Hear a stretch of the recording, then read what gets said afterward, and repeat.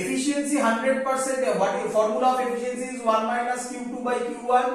Now for 100% efficient engine, Q2 has to be equal to 0, which violates the Kelvin Planck statement. এইভাবে বলবে তখন আর ওইভাবে বলবে না যেটা হয় না, তখন ল এর আন্ডারে ফের কথা বলতে হবে। Clear idea?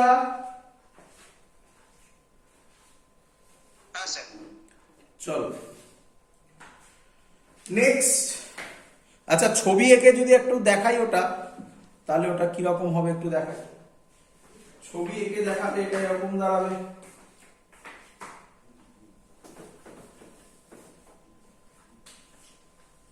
এখানে করে দেবে, এটা T1 engine, T2 Q1 WQ1, এটা পসিবল এই ইঞ্জিন? তো পাশে লিখে দাও, it is impossible. ক্লিয়ার সবার?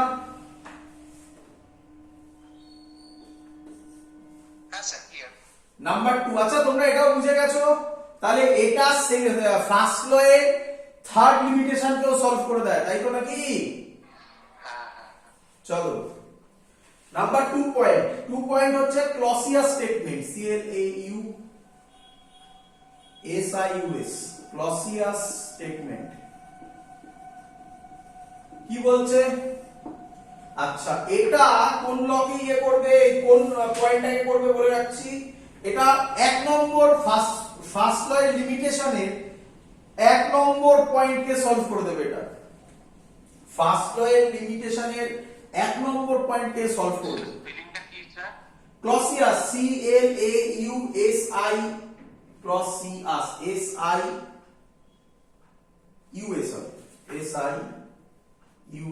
ক্লসিয়াস স্টেটমেন্ট আছে। বলছে it is impossible for a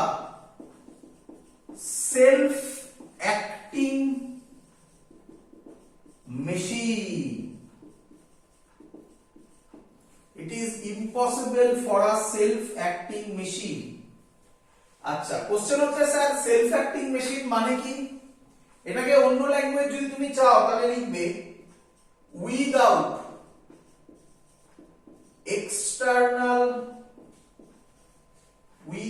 external agency। এর মানে বলবো আমি, বোঝাবো, আগে লিখে নাও। It is impossible for a self-acting machine to transfer heat from a body to another body at higher temperature। মানে বোঝো। আচ্ছা বলো হিট আমি ওয়ার্ডটা ইউজ করছি, স্পন্টেনিয়াসলি কোথা থেকে কোথায় ফ্লো হয়? স্যার হট বডি থেকে কোল্ড বডি। একদম বলছে হট বডি থেকে কোল্ড বডি। বলছে ও কি বলছে? বলছে it is impossible for a self acting machine. Self acting machine মানে নিজে থেকে কাজ করবে, বাইরে থেকে কাজ করলে হবে না। বাইরে থেকে কাজ করলে কিন্তু উল্টোটা হয়, তোমরা যেটা বললে হট বডি থেকে কোল্ড বডিতে হিট ট্রান্সফার হয়, এটাকে আমি কি বললাম? স্পন্টেনিয়াসলি। আর স্পন্টেনিয়াস যদি না হয় তাহলে কিন্তু হিট কোল্ড বডি থেকে হট বডিতে ট্রান্সফার হবে, আমি করে দেখাবো এই চ্যাপ্টারে। বাট স্পন্টেনিয়াসলি, বারবার এই কথাটা ইউজ করছি, মানেই হচ্ছে নিজে থেকে, মানেই হচ্ছে সেলফ অ্যাক্টিং মেশিন, মানেই হচ্ছে কোনো এক্সটার্নাল এজেন্সি ছাড়া। বলো এতগুলো কথার মানে বুঝলে কিনা?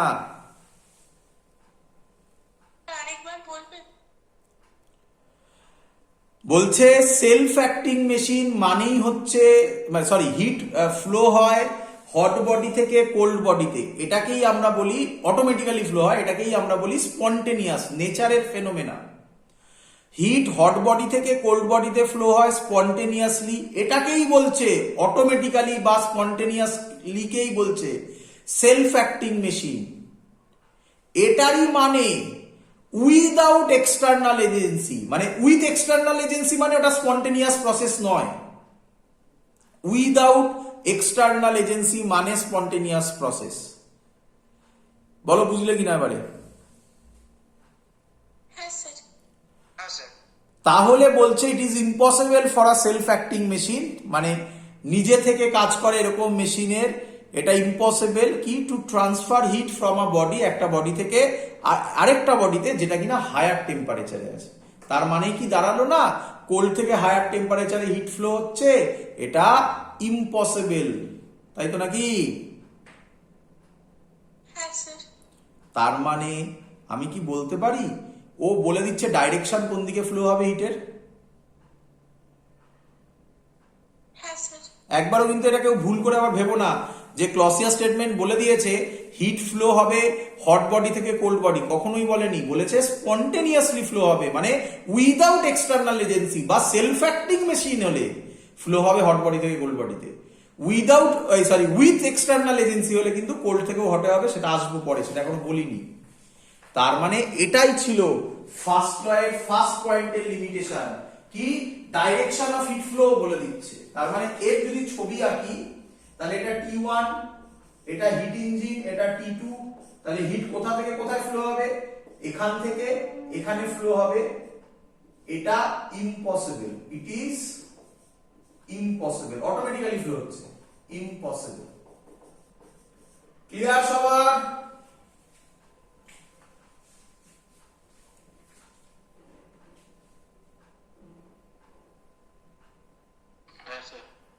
আচ্ছা স্যার, হ্যাঁ, তার মানে ডিরেকশন কি ইন্ডিকেট করছে না? ডিরেকশন কি ইন্ডিকেট করছে তো? হ্যাঁ, মানে হিট ট্রান্সফারে। হ্যাঁ, তুই কি Q1 না Q2 লিখেছিস? Q2 নিয়ে Q2 দিচ্ছে, অটোমেটিক্যালি দিচ্ছে। কোথা থেকে? এটা T2 হচ্ছে লোয়ার টেম্পারেচার, T1 হচ্ছে হায়ার টেম্পারেচার, লোয়ার থেকে হায়ারে হিট দিচ্ছে। এটা possible without any external source? Possible না। তাই লিখেছি পাশে ইট ইজ ইম্পসিবল। ক্লিয়ার? হ্যাঁ স্যার। এবার খুব ইম্পর্টেন্ট একটা কথা বলতে চলেছি আমি, সেকেন্ড ল অফ থার্মোডাইনামিক্স। ব্যাস শেষ। সেকেন্ড ল বলে এই দুটোই লিখবে। সেকেন্ড ল অফ থার্মোডাইনামিক্স এর নোট হিসেবে লিখে রাখবে, ইজ অনলি অ্যাপ্লিকেবল, তোমরা যদিও এটা জানো আর একটু ডেপথে গিয়ে পড়বো, only applicable to cyclic process only. Cyclic process না হলে এটা কিন্তু হবে না। তাহলে হিট ইঞ্জিন সব কি প্রসেস? Cyclic process. খানিকক্ষণ আগে ওয়ার্কিং এ তো আমি দেখালাম সাইক্লিক প্রসেস মানে কি। প্রথমে এক্সপান্ড হবে আবার কম্প্রেসড হবে, প্রথমে Q1 হিট নেবে নিয়ে এক্সপান্ড হবে, তারপর Q2 হিট ছেড়ে কম্প্রেসড হবে, আবার আগের জায়গায় ফিরে আসবে। তার মানে সাইক্লিক প্রসেস হলেই second law of thermodynamics apply করা যায়, নয়তো যায় না। এটা ইম্পর্টেন্ট একটা পয়েন্ট। ক্লিয়ার? হ্যাঁ স্যার। চলো এবার আমরা কিছু ইম্পর্টেন্ট জিনিস করবো, একটু লিখবে, একটু এগুলো বাই ডেফিনেশন ইম্পর্টেন্ট খুব। কি বলছে? লিখবে রিভার্সেবল প্রসেস, রিভার্সেবল প্রসেস মানে এনট্রপিটা কি মানে স্যার? এনট্রপি যেটা ফিজিক্সে আমাদের এখানে এনট্রপির কোনো কনসেপ্ট নেই, এটা পুরোটাই কেমিস্ট্রির পোরশনে, যদি জানার হয় পরে বলে দেব, কিন্তু আমাদের এখানে ফিজিক্সে কোথাও এনট্রপি নেই। চলো রিভার্সেবল প্রসেস, রিভার্সেবল প্রসেস কি বলছে? Reversible process any process which can make to proceed, any process which can be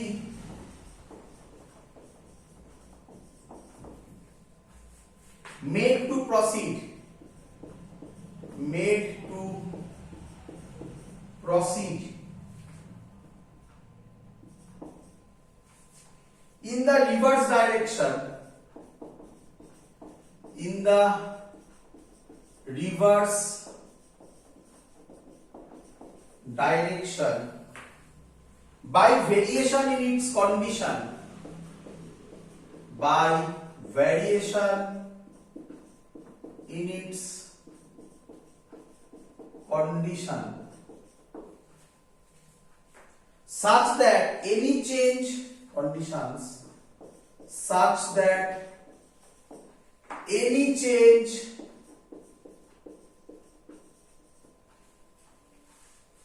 occurring in any part of the direct process, occurring in any part of the direct process,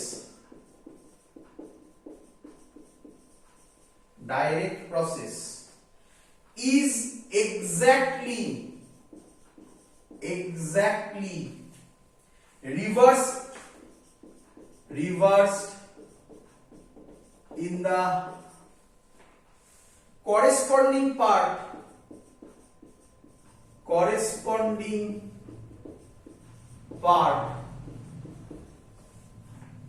of reverse process,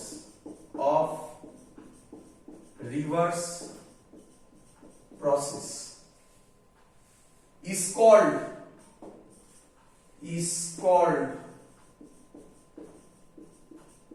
reversible process.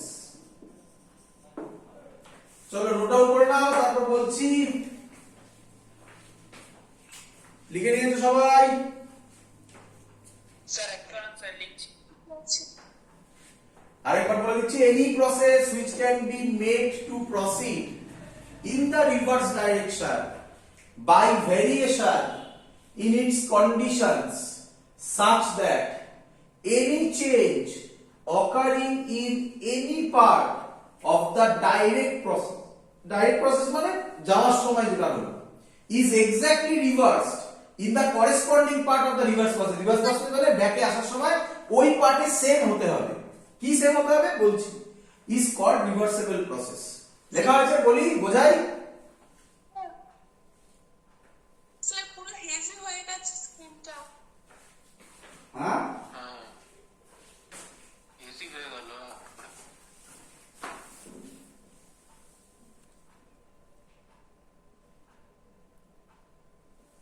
এবার না sir এখনো ঠিক হয়নি। চলো এবার বোঝাই জিনিসটা কি। দেখো হ্যাঁ কি বলছে, সিম্পল থিং, যে ধরো আমার কাছে একটা সিস্টেম আছে, একটা পিস্টন,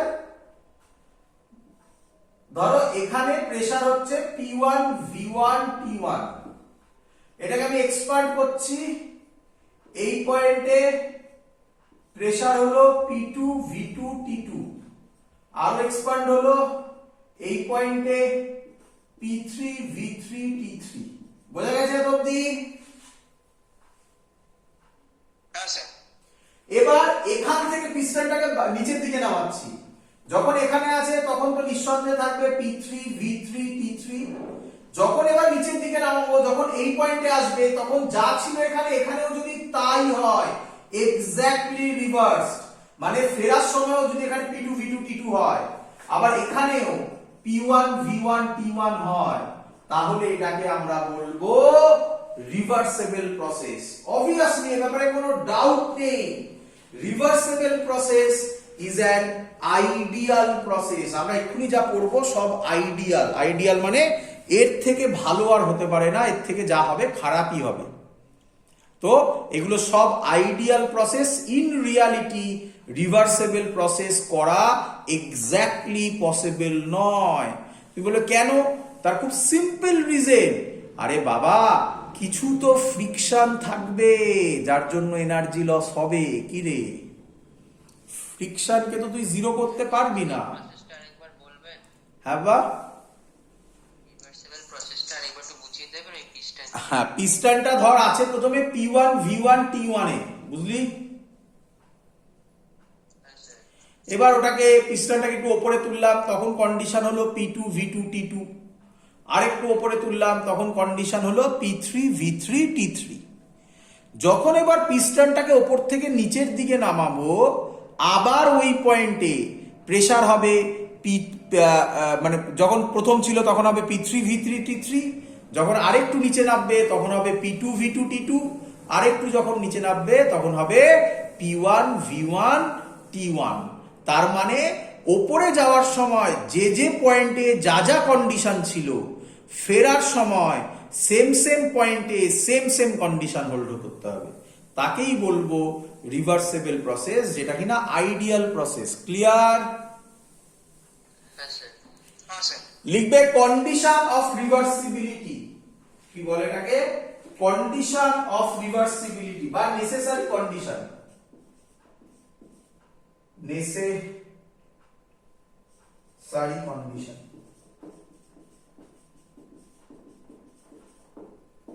কি বলছে necessary condition? Number 1, the process must be very slow। এটাকে আরেকটা ল্যাঙ্গুয়েজ ইউজ করে, শিখে নাও ল্যাঙ্গুয়েজটার নাম।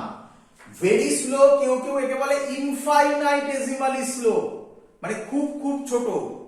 মানে ছোট মানে কি এখানে? স্লো। এর আরেক নাম, আরেকটা ওয়ার্ড ইউজ করে, কোয়াসি স্ট্যাটিক।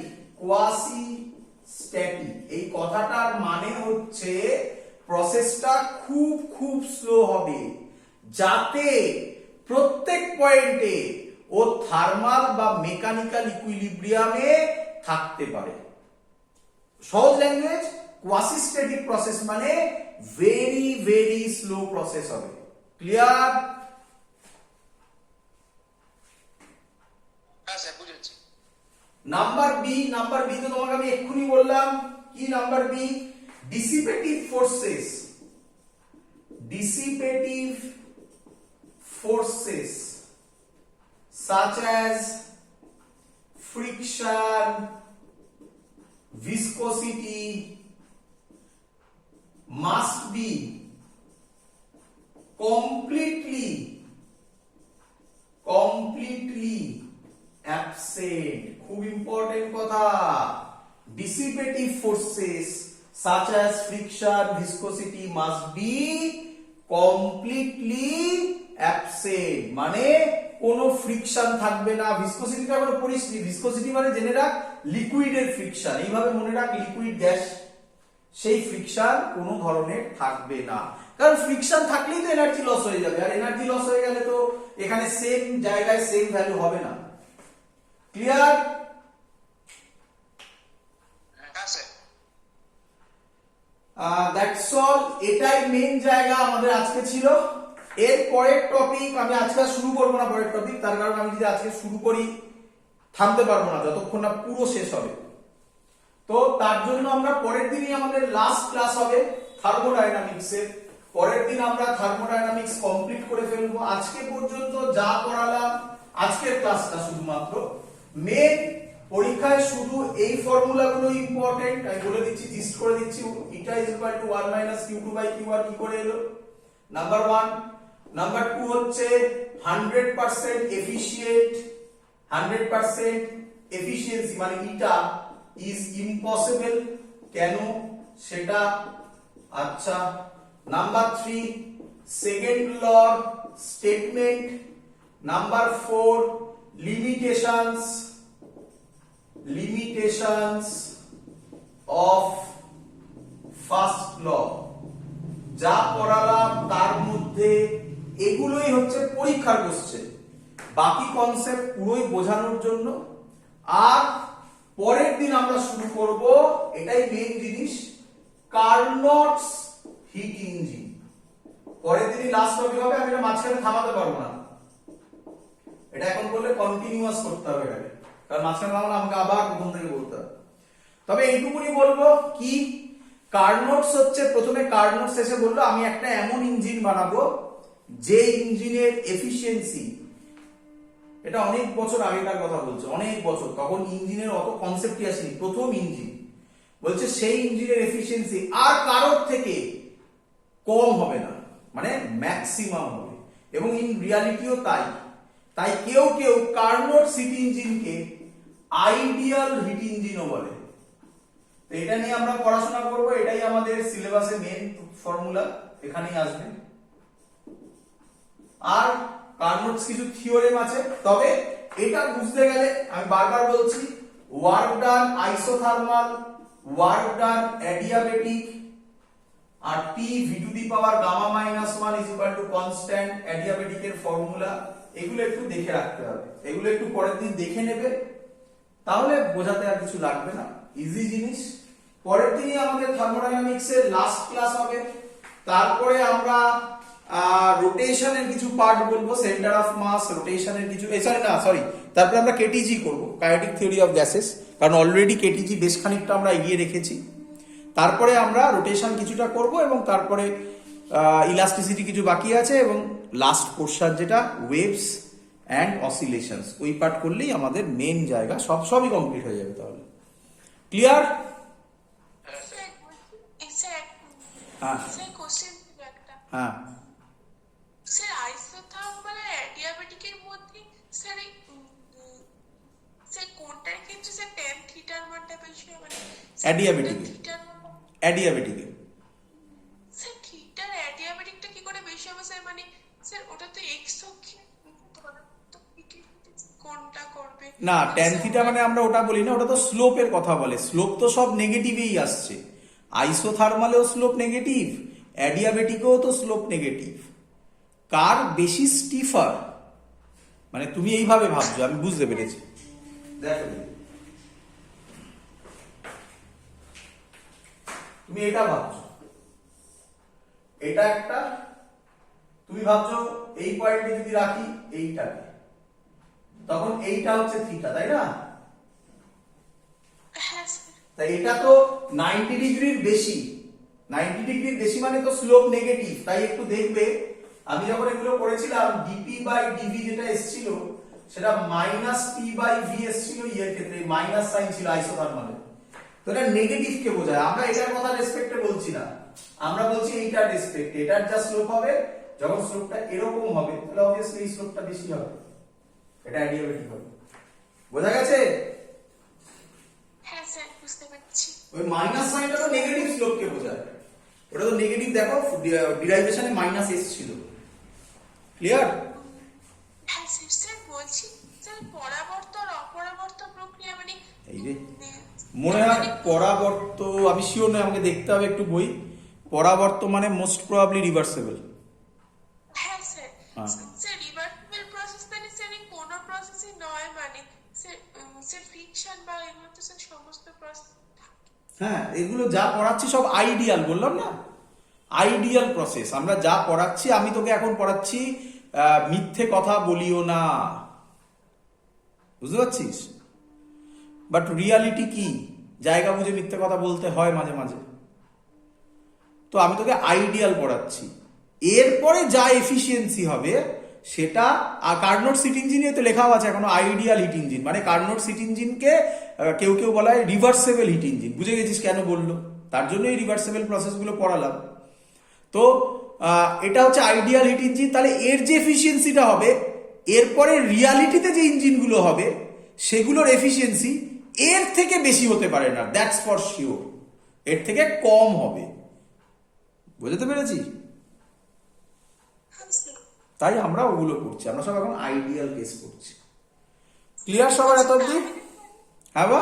মানে স্যার যে কোনো অঙ্ক দিলে তাহলে কি স্যার রিভার্সিবলে করব? হ্যাঁ হ্যাঁ হ্যাঁ, আমাদের যা সিলেবাস, আমি অঙ্ক করাবো তো, চিন্তা করছিস কেন?